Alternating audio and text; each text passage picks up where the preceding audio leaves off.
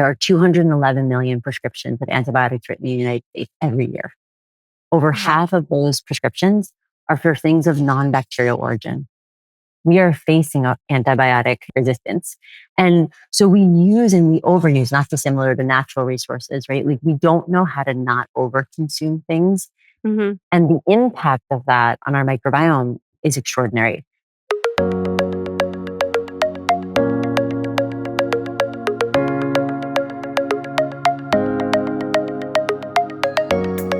All right. I am so excited to get into it with you today, Ara Katz, who's the co-founder and co-CEO of Seed. And I just think that everything you're doing and everything your company's doing is next level, next frontier, next generation, and really like breaking the barriers between science and what we can do for ourselves, if that makes sense. And I think that the biggest thing that people talk about now, if you're interested in health and you're really interested in taking control of your health, is gut health and what microbiomes are doing in our bodies and probiotics and prebiotics. And it's kind of all I talk about and all I want to talk about. And pooping, I just am so excited. This is like my favorite hour of my day. I'm really into it. So just tell us, introduce yourself, but give me like the why. Like, why are you here? Why are you doing this? How did you get here? What was the motivation?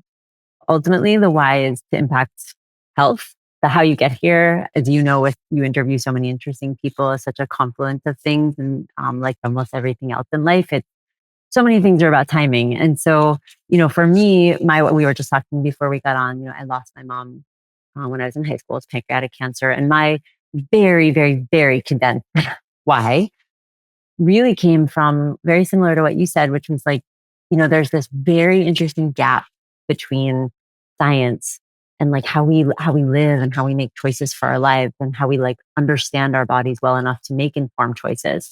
Since my mom was enrolling in clinical trials, since I started reading scientific papers in high school, I have been perpetually fascinated with the way that we rationalize and the way that we make decisions for our bodies. And of course, when you get older, you're also making those decisions. You have children, for your children and for others in your life. And I think that, the microbiome, I spent most of my career in like media and tech and being kind of like early on in tech and certainly at the frontier of a number of areas in technology. And that kind of mindset of what's next and what's kind of like creating the future. I had always felt that the way that health and kind of the wellness world was starting to become so critical and important because people are paying more attention was diverting from science in like really meaningful ways. And certainly not to say that science knows everything, but it certainly started to take on a whole language and way of thinking and making decisions that were, as good as, your last decision about what to eat was as good as like the last Instagram ad. It was, and I started to feel that the voices that were getting the loudest and the brands that were getting the loudest were leaning away from science. And at the same time, most of the best things in the world happen at moments of convergence. I was also really clear that I wanted to leave tech and I wanted to go back to what I love, which is science, biology, health. And I had never really worked in that. I had just been kind of lifelong nerd, so to speak, the person that people text when they have a question and really no more than that from a professional perspective. Like I had a miscarriage and got pregnant very shortly after that. So I was kind of in that moment of my life of really deeply understanding reproductive health. And, once the world knows you're pregnant, the algorithm starts serving up everything to you, and you certainly get no shortage of unsolicited advice. And I was really blown away, I think, by the lack of science and the lack of actually just general understanding of our biology, of what even these processes within our bodies to even have a child, to have a successful birth, what even a miscarriage means, what it is. And it really reignited for me that moment of life, remembering how much I'm both fascinated by that, but also felt that I was very dissatisfied with the level of knowledge that most people were giving me, and also felt that I had started to kind of see the rumbling of, because I pay attention to this world, the microbiome. I met my co-founder at the time. He was actually in another company, but was looking to kind of actually translate this really interesting science they've been working on into consumer. And we really bonded, I think, over that gap that we saw. between science and kind of what was being commercialized and the way people are making decisions. But we also converged over this kind of frontier, this new frontier of the microbiome. And really the belief, and of course, because I was getting, I was pregnant at the time, really this understanding. And even though we've come a long way since we first started Seed from a scientific perspective, and we understand so much more now, even at that time, we understood that the early windows of life were this like critical blueprinting period for the microbiome that could impact a child's health trajectory for their entire lifespan. And that to me, and that's where our name comes from. That's where seed comes from the term seeding, which is the biological process that you receive your first foundational microbes. And those first microbes and the way that they're nurtured and interact with nutrition and the environment are actually really set the blueprint for health, for your GI tract, for GI system, your immune system, and then of course, many other aspects of your development through about 4 or 5 years old when you have kind of what they call a steady state microbiome. And that realization, and to me, unlike genomics, which I was fascinated by, I was like, well, you can't go to Whole Foods and buy anything for your genome. You can't change that, right? Like, I mean, obviously CRISPR wasn't available at the time. And even certainly today, it's not like anyone's going to, get Botox and CRISPR or something in their genome. But the microbiome was so fascinating, not just because it was like 50% of the cells in our body or the amount of genes it was expressing, or like all the roles that like we were starting to understand that it plays such a critical and key piece for. But it was also the fact that it was a lever of health that we can do something about. And that to me, there's so few moments like in history of science and biology where you discover something about the body this big and this impactful and with such broad implications. You obviously, from cancer, like microbiome in cancer, not like whether it's chemotherapy, whether it's going to be, so many ways that the microbiome in cancer and oncology are, of course, looking at one another and saying like, how is this relationship going to inform new solutions and diagnostics? But in this world, it was like, oh my God, like you could do something about this no matter what stage of life. Some stages you can be more impactful. And that was like, to me, like an aha moment of like, wow, a frontier field of science that I could spend the next, honestly, decades of my life in, that would just continue to reveal itself in terms of new discoveries, but that actually from the way we could live every day, going back to what was my why, it could actually inform the choices we make every day.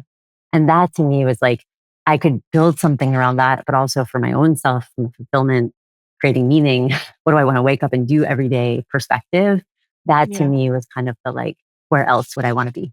That's amazing. I mean, so much of what you said, I want to dissect, but starting with this incredible idea that, there's science behind the microbiome. And that, like you said, to me, the most incredible part about it is that we can control that. Like we have control over it. And so much we don't. I mean, you're born with genes, you can be born with genetic mutations. We expose ourselves to so many things in our environment. And sure, you can control what you eat, you can control your output. But when you break it down to that like real level of your microbiome and that we can control it, and not only that, it has such a significant impact on our health. And it says so much about us, about, everything that's going on in your body.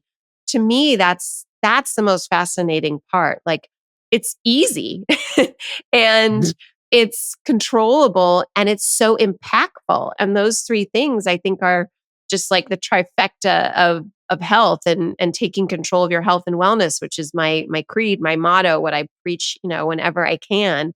So how did you make it easy? And did you think about making it easy from the beginning? Because seed is easy. I mean, it makes sense. It's not like a crazy change to your life. I mean, it's interesting. I mean, most people who work in health will tell you the biggest problems in human health are humans, right? Which is we are not compliant actually with the things that we need to do every day. And, Right. seed, it's funny, you say seed like kind of very synonymously with our product, which of course, like this is where you'll learn I'm like the worst salesperson in the world because the microbiome is so impacted, by such critical things in that we can actually change every day, regardless of whether you buy, our adult, symbiotic, which we can, of course, I'll talk about. And yes, it is very easy to take every day, but I would be doing a disservice. I think what we really deeply care about, which is the translation of this world of science, of the microbiome, into a way of living and a Mhm. lens for living. And, so much of the way that you impact the microbiome is through diet, the way of exercise, the way that you sleep. Your microbiome has its own circadian rhythm, as an example. Whether or not you choose to indiscriminately take antibiotics when you don't need them, whether or not you take acetaminophen and you take Advil and Tylenol, just because preventively or overuse these things, or Tums, or, what you learn about the microbiome is that everything you do is an input, it's a stressor. You really have the opportunity to think about whether or not, and obviously sometimes you need, of course, antibiotics will save your life in the appropriate moment, right? Like, I'm certainly not advocating against antibiotics, but just to use antibiotics as an example, there are 211 million prescriptions of antibiotics written in the United States every year. Over Wow. half of those prescriptions are for things of non-bacterial origin. We are facing an antibiotic, and you may know this from your foundation work too, and certainly like Milken and Gates. Everyone in Bill Gates, the biggest problem is actually antibiotic resistance.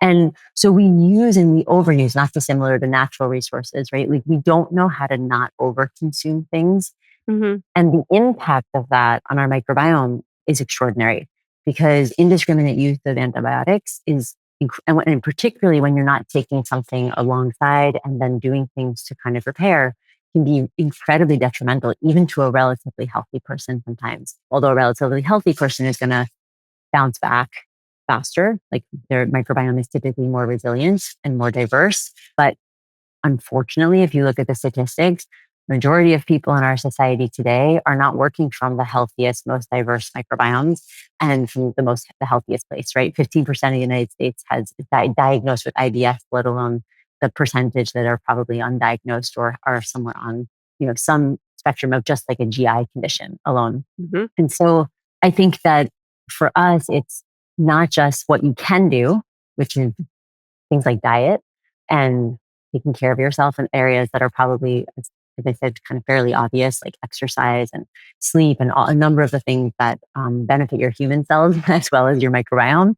But there are other areas like antibiotics and the understanding that all medication, all medicines have some impact on the microbiome. The understanding that time in urban environments and lack of exposure, for example, to nature, and living in fairly like sterile environments. We published two papers in the last year, one on dishwashing rinse aid in commercial venues like restaurants and hospitals and, anywhere where they're using those like high heat dishwashers, and also on laundry detergent.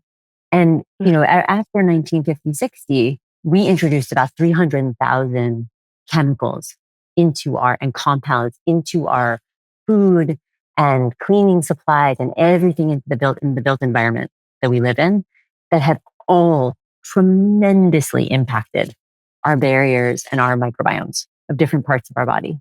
That is so scary when you break it down in those Yeah, numbers. it's and so So overwhelming. some of the things to think about with the microbiome when you say easy is like some of it is just what not to do. It's being Right. mindful of like what are the surfactants and the cleansers and the things that we are exposing our bodies to, because they don't just impact our human parts, they actually impact our microbiome, which then has inflammatory, responses, which, brings up and obviously has a cascade of biological outcomes that are not Mhm. good for us. And we're seeing Mhm. that reflected in the rise of eczema, the rise of autoimmune conditions, the rise of all of these things that are not communicable diseases. These are things that we kind of already are kind of conscious of. I think the microbiome and science is making us more aware of how really, really important these things are. But then there's the lever that I work in, which is, well, how can you actually use microbes and certain compounds that interact with the microbiome to further nurture these ecosystems so that they can function healthily? And that's where probiotics and other compounds like prebiotics come in. And so for us, we work in the world of how can you take specific microbes and specific dosages and using specific delivery technologies, because delivering live bacteria to where you want it to go in the body, whether it's on the skin or all the way through the GI system to the colon, it's hard. And how do you then measure those in clinical research to have very specific outcomes in the human body? And that's really like our work, which is how do you use microbes and now harness this world to have a positive impact in people's health. And that's really what I spend all of our time doing, in addition to, of course, so much of the educational piece and talking about things like diet, because it's not about a pill, right? I deeply believe in our adult DSO1, which is I think what you were referring to, which is our daily symbiotic. And I think it's probably one of the best probiotics that exists in the world today. But at the same time, it's very important that people also understand some of the other levers, because those are very, very important. Yeah. And by easy, yeah, there's no easy fix. There's Yes, no like magic pill, of course. right. No. We're one whole human being and we have to look at everything that we do, all of our input, all of our output, absolutely. But it's so fascinating to me how one of the things you said about microbiome is it's a lens to our bodies. And to me, that's like the heart and soul of it, is it's not just what we can do for it, it's what it can do for us and Yes. teach us. So, I've had lots of experiences. All my kids have some level of IBS and have had Mhm. crazy gastro issues. My oldest son ended up in the hospital when he got to college because he had a sinus Mhm. infection and took Mhm. antibiotics, and it just ravaged his biome. And then he ended up picking up an actual other bacterial infection, and it was just awful. And one of the things that it came down to was, okay, do you have sinus issues? You have some level of IBS, which I'm sure he's really happy about me talking about, but how do you deal with it? Like, how do you change your Mhm. lifestyle in order to deal with it? Which of course is easier for me than a, teenage boy. Of But course. there's so much that, you were inspired to go down this road. Really, it sounds like when you were pregnant, there's so much you learn from what your body goes through, what your body's capable of. If you have children, like watching them and understanding what their bodies are doing, what they're capable of, what they're not capable of. And it's such a great way to educate yourself if you're willing to really dive in. And that's when I started to get really interested, because I was like, well, how do I help my children if, it's not, I don't want a quick fix. They can't just take antibiotics all the time. I want to understand what their body is doing, but like you said, what their body's telling them. So Mhm. that idea of the lens, like, will you just talk a little bit more about it? I thank you for like picking up on that. It really is the way like very similar if you know the Matrix, right? I Yeah. feel like when you start to understand the microbiome, it's like you see the Matrix. And I you love that can, analogy. yes, Yeah. and that you can never unsee it. And very similar to like Minority Report, right? Like, or the Matrix. It's like and also you never take the red pill, right? Or you know whether to take the red or blue pill, because you're like, I see the Matrix and I understand which one's right for me. And that's why so much of it is actually a little bit of education, because, for example, like, I mean, just speaking about college students, right? We published a paper also about alcohol in the gut and the impact of alcohol. And in this case, it was literally one shot of Grey Goose vodka. And we were able to demonstrate the impact on the gut barrier just from one shot of vodka. And, I think that we really underestimate what we do to ourselves. And it's Yeah. absolutely not a lens of shame. It really should be like a lens of empowerment, because I Yeah. really do believe that when you see the Matrix, it's like every time you open a menu, every time you're in the grocery store, every time you're deciding, should I have that last drink? Should I, I feel tired. Do I really want to go to the gym right now? Like, it's very similar to many other aspects of health that are hard to get people to do. But in some ways, the microbiome is also interesting because it's very similar to, you may have felt this when you're pregnant. When you're pregnant, it's a little bit easier to be compliant because you're like, well, I'm doing it so that this child is healthy. Very similarly, if you think about that, we have about 3 to 5 pounds of like everyone can actually, I always say for guys, the microbiome is the closest I could ever help them like understand being pregnant. Because I'm just like, Yeah. you need to take care of 38 trillion cells in your body so that they can do the things that your body needs. Because biologically, there's almost no function in the body that microbes are not involved in. And there's almost no organ system that the gut is not connected to. Yeah. Like you take the gut and the liver. There's a gut liver axis that has everything to do with the way like cholesterol is either recirculated or not up into the body. The gut skin axis like for people who care more about the external and the physical, the way that inflammation expresses itself on the surface of the skin is correlated and connected to the axis that the gut and the skin are, there's crosstalk, the gut and the brain, right? The bidirectional highway that connects the gut Hmm. and the brain by the vagus nerve, and not just that, through metabolites that circulate through the blood, which also provide signaling that are produced by the gut. They have communications that constantly, everything from whether or not you feel satiated and whether or not you have a good satiety signal is everything related to the gut and the brain, all the way to some of the most fascinating and newer understandings of correlating this with like whether or not you're susceptible to Alzheimer's, to depression, to anxiety. That field, the gut brain, for example, is exploding, in its own ways. And so it's very similar to like when I say lens, it is a way to see the world. It's a way Hmm. to understand. And for seed, especially because we do a lot of environmental work, if you really want to get a little bit, we're in LA, so I can get, I can zoom out a little and get a little more spiritual. When you really zoom out, microbes and, this invisible, microbes weigh, they're invisible. You can't see them with the human eye, yet they weigh more than all matter on Earth, right? So if you really think about the 50% of the cells in your body are not human.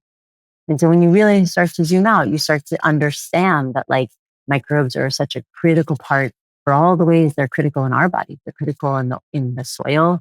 They're critical in the Yeah. way we grow food. They're critical in every animal. They're critical, I mean, from an ecological perspective, to just like really understand our connectivity to like everything, and you don't have to do ayahuasca to like appreciate this. Like you really just have to kind of understand like what the origin and why this may evolve to have such critical roles in our bodies, but also in all living systems.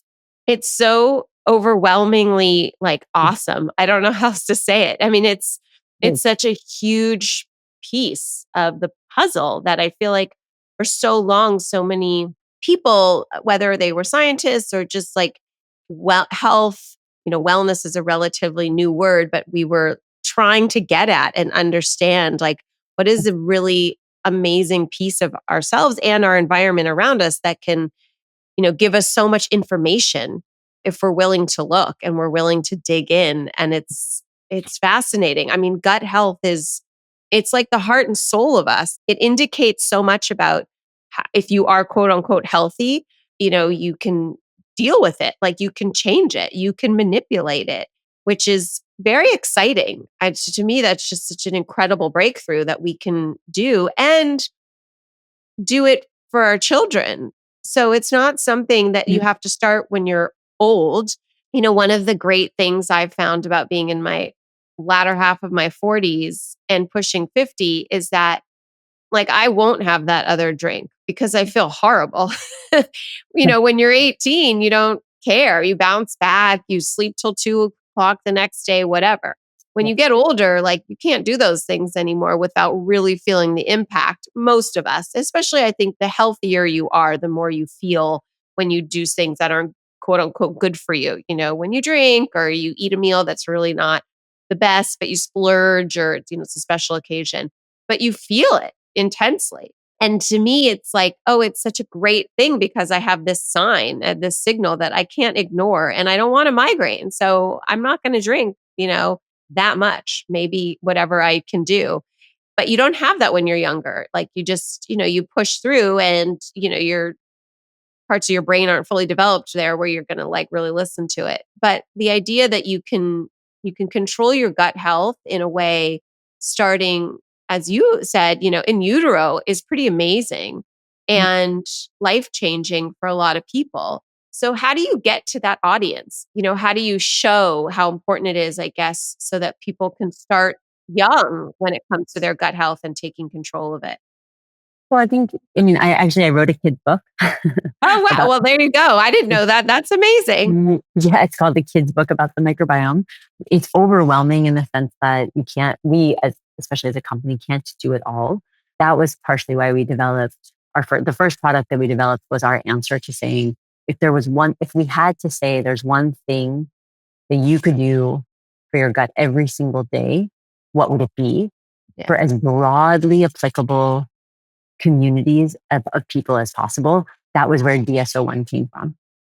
And one of the most biggest misnomers, right, are some of the questions we get, which is shouldn't probiotics be personalized, Mm. which is extraordinary marketing, and I wish it worked that way.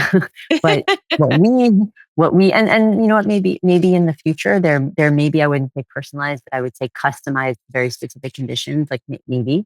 But I think where we anchor into is we're very nerdy from a science perspective, which is that we look at how do you take specific strains of microbes in specific dosages in a heterogeneous population and get to statistical significance in a specific endpoint. I'll give you like an example for something like increase of motility, right? Of like stool. That is a great example where for us, we have the science to articulate that you can increase motility using very specific strains of microbes that increase the neurotransmitters, mostly serotonin, that are responsible for peristalsis, and that increase motility. And that can be measured in people regardless of what their microbiome started as, because that's a very specific mechanism of action that microbe is able to induce regardless of what your starting microbiome is. And what most Mm. people don't understand is that they think about probiotics as if you're like missing something and then you're putting something back.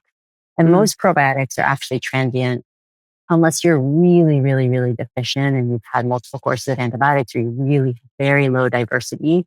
For the most part, in generally healthy people, probiotics are transient and they wash out of your system within a few weeks. The way that you get the benefits is by continuous daily intake because they're moving through your system. They're signaling to other human cells. They're signaling to other microbes. They're doing their job as they kind of move through your GI system, primarily in the colon.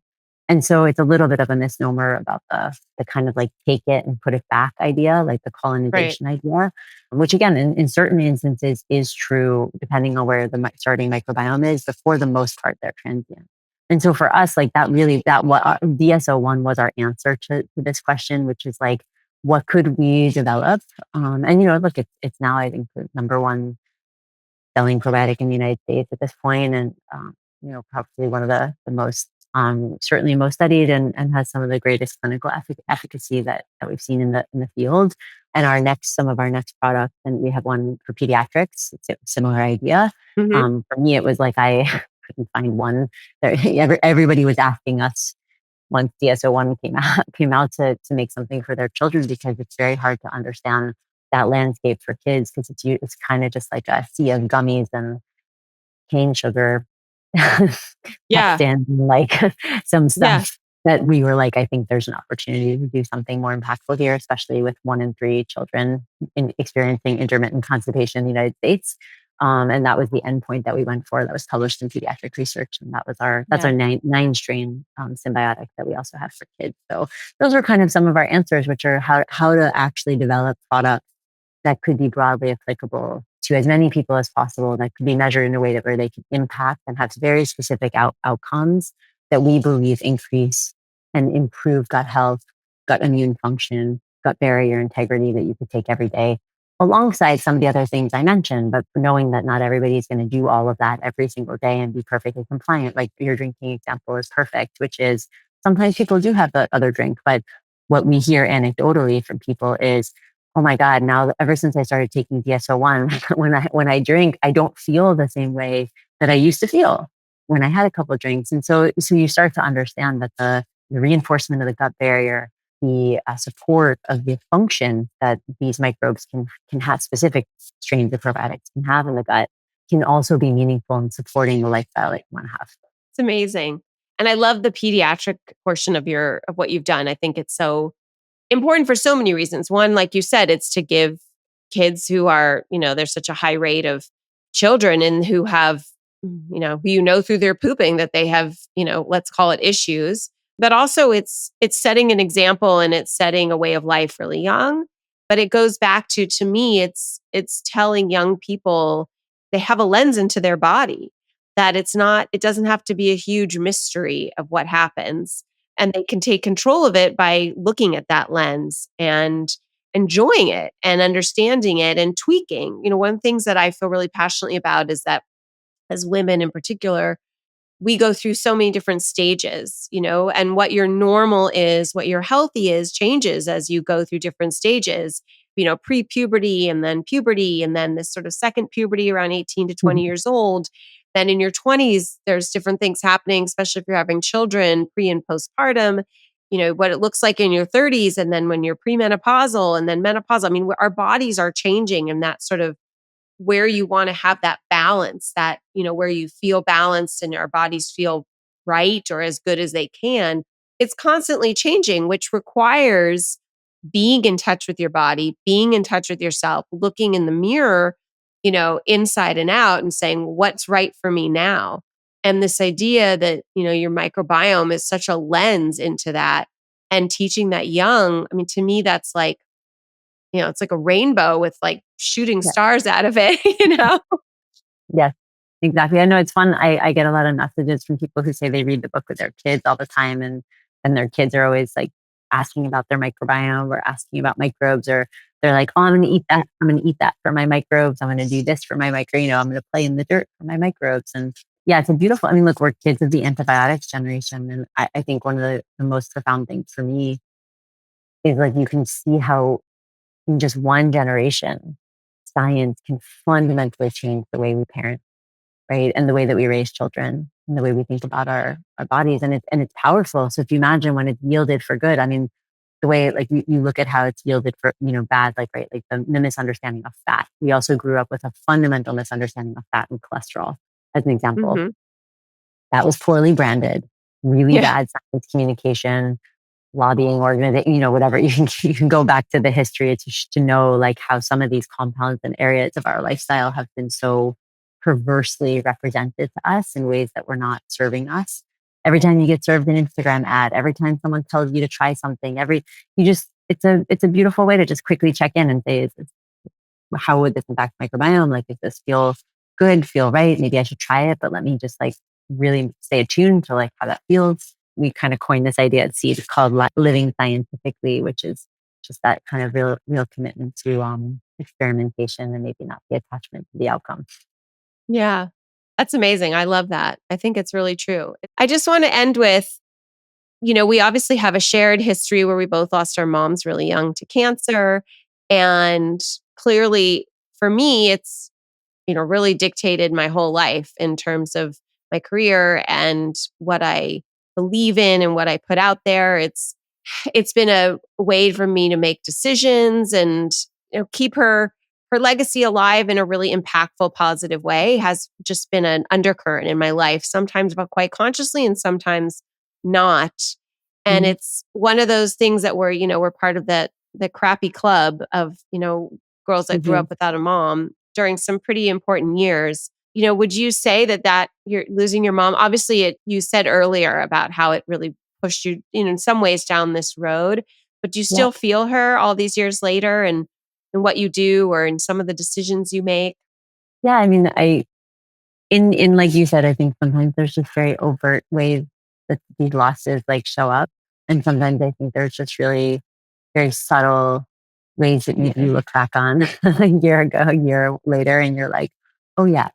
I think certainly, and maybe you feel this too, I think that like significant loss early in life grants you a kind of maybe a different kind of matrix to see, which Mhm. is everything goes through this lens for me of would we talk about this at your funeral? Mhm. Meaning, if it's not important enough to get into the eulogy and to be talked about and to be meaningful later, it's probably not a big deal. I use it as a lens to say, like, what are the conversations and things that maybe we all sometimes just like kind of care about? And this could be within building a company, it could be within living life, it could certainly be within parenting and deciding Mhm. what hill you want to die on that day with your child. But I do believe that it gave me, I think, a really beautiful gift of perspective that I think actually creates a quality of living and a quality of what I seek out in life that is a beautiful gift. I Yeah. would say that when you're younger and not many people are also looking for those things or have the same perspective, it can be lonely and you kind of feel like you're in that club alone sometimes. But at the same time, I'm very grateful for it. And I think that it sometimes feels a bit like a kind of like a guiding a light. I always think of, if you know what an anglerfish is, they have that little antenna, right? The little light. Hmm. And actually, not to make this all about microbes, that light lights up because of microbes. But anglerfish have those, they live in a deep, deep ocean, and there's just this beautiful little light that's like attached to their head. And I sometimes feel like, for me, kind of like swimming through life, that there's just this always, like, in your peripheral vision, even if it's like metaphorical, like everything you do, it's like really there. Yeah. It's like one of those things you would never wish on someone, but Mhm. that kind of trauma when you're young, it Mhm. just absolutely, it changes your perspective on life and so many of the decisions that you make. And I agree with you. It's sort of like a North Star where you're not always conscious of it, but there's like a direction you're being pointed in. And without being too cheesy, it definitely, like, I feel those moments and those like choices and decisions. I feel it in my gut. That is something I don't know if I would have had without, Mhm. such a loss. And I think that to me, it's taught me most impactfully how to really listen and hear and listen to myself, which has gotten easier as I've gotten older. And that a lot of what you just inherently got from your mother is deep in there. If you give yourself the space to tap into it, it really does change the way you live, I think, in a much more positive way, or it has the ability to do that. It's hard to explain to people to create the accountability, like the system that's this bag of bone covered in Yeah. skin with beautiful complex ecology of like all of the stuff we just talked about. And that actually, like, there's an accountability to health that, like, and particularly when you become a parent, that, like, I think I don't want to say take for granted, but I don't know if everybody shares that perspective. If you haven't seen what health doesn't look like, that to me is like the images of my mom changing my mom's diapers when we were in high Yeah. school. Like, that to me is like, I need to take care of this. Like, I'm going to Yeah. not have that extra drink. I'm going to go to bed early. I want this to be intact for my children. Yeah. I want this to be intact for, like, and healthy and functioning for the way I want to contribute to the world. I just think maybe I didn't make that point well enough, but it's beyond just like making good choices every day and eating No, I vegetables. totally get it. And knowing that you did, I mean, things happen, right? That are completely out of control, but knowing that you took control of all that you could and all that you Mhm. can, to me, that's makes the impact. Yes. Yeah, absolutely. Absolutely. Well, thank you so much. This was awesome. I love everything about what we talked about, and I think it gives a lot of people perspective into part of science that is so important, impactful, and relatable, and really meaningful to all of our bodies. So, Mhm. dig into it.